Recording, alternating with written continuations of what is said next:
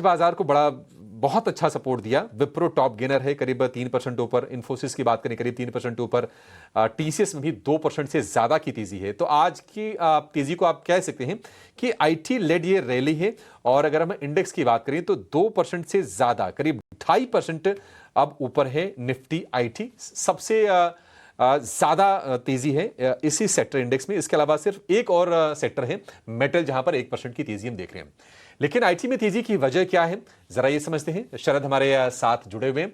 शरद बताइए, आईटी जबरदस्त रफ्तार, क्या है ट्रिगर्स इसके? जी बिल्कुल अभिषेक, हमने थोड़े दिन पहले आपको बताया भी था कि नास्डैक और निफ्टी आईटी का डाइवर्जेंस हो रहा है, लेकिन कहानी वो नहीं है। निफ्टी आईटी बहुत अंडरसोल्ड भी थी अगर आप कंपेयर करें बहुत सारे इंडिसेस से।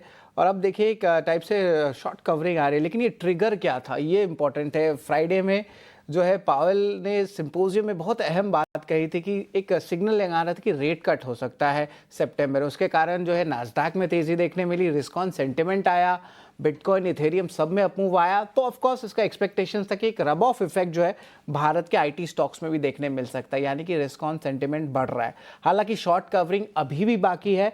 और याद रखिए वैल्यूएशंस फंडामेंटली देखें तो 5 साल के एवरेज के लेवल्स के आसपास ही है। हाल ही में एआई के जो अनाउंसमेंट्स भी आ रहे थे, तो ऑफकोर्स ये जो रीजंस इसके कारण आज का अपमूव जो आईटी सेगमेंट में देखने मिल रहा है। लेकिन अभिषेक याद रखिए पूरी जो है अभी भी क्लैरिटी नहीं आई है सेगमेंट्स को लेके, हायरिंग ट्रेंड्स को लेके, क्या क्लाइंट की स्पेंड्स रहेगी।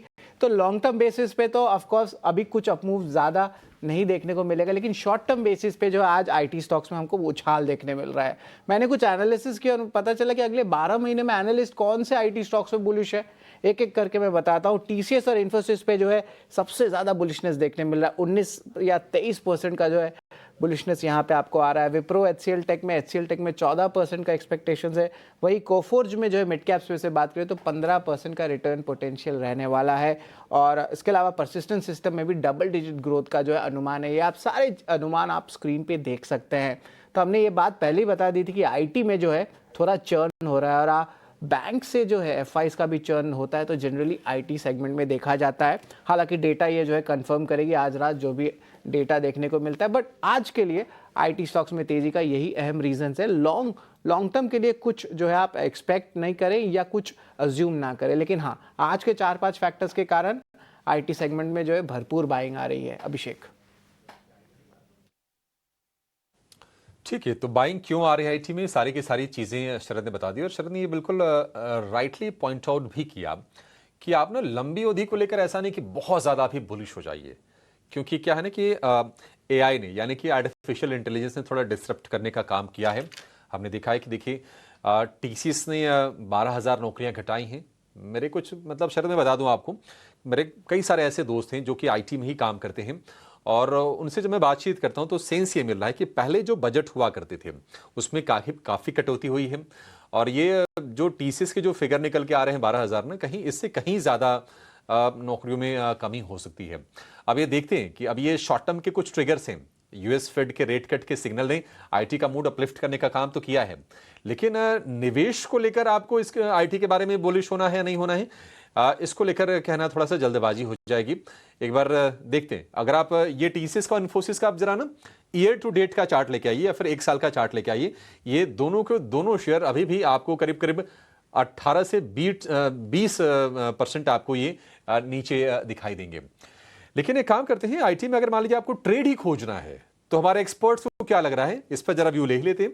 गौरव बिस्सा जी हमारे साथ हैं। गौरव जी, कोई ट्रेड इनिशिएट करना है आईटी में क्या? अब तो हम धीरे धीरे एक्सपायरी की तरफ बढ़ चले हैं। बताइए क्या सौदा बन रहा है आपके हिसाब से, चार्ट पर क्या बेहतर लग रहा है? अगर पैसे बनने आईटी में तो कहां बनेंगे? देखिए आईटी का जैसे आपने कुछ देर पहले चर्चा की कि एक पॉजिटिव काफी ओवरसोल्ड था, तो एक डाइवर्जेंस की वजह से एक बाउंस बैक हमको देखने मिल रहा है। लेकिन ये कब तक रहेगा, क्या फॉलो बाइंग रहेंगी? जैसे आपने कहा कि आईटी में स्पेंडिंग कट्स हैं, आईटी में जॉब कट्स हो रहे हैं, so not everything August well for the stock, for the index. तो यहाँ पे मेरे हिसाब से अगर ट्रेडिंग का है तो मौके थोड़े से कम होंगे, क्योंकि कब जाके मोमेंटम रुक जाए नोबडी नोज। क्योंकि अभी निफ्टी में हडल है, सेक्टर इटसेल्फ में इतने बहुत ज़्यादा टेलविंड्स इसमें नहीं है। तो अगर मैं कहूँ कि इसको प्ले करना है तो एक परसिस्टेंट है। देखिए आउट परफॉर्मेंस के साथ आप रहिए तो अगर कोई सेक्टर में पॉजिटिव शिफ्ट आएगा, जो आपके आउट परफॉर्मर्स रहे हैं सबसे पहले वो चलेंगे। तो परसिस्टेंट अगर आप देखेंगे तो कंसिस्टेंट गेनर रहा है, करेक्शन उसमें आ चुका है।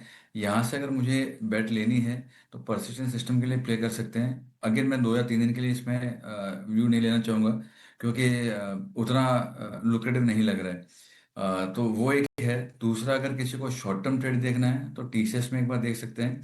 एक पॉजिटिव डाइवर्जेंस हमको देखने मिल रहा है डेली चार्ट्स और वीकली चार्ट्स दोनों में।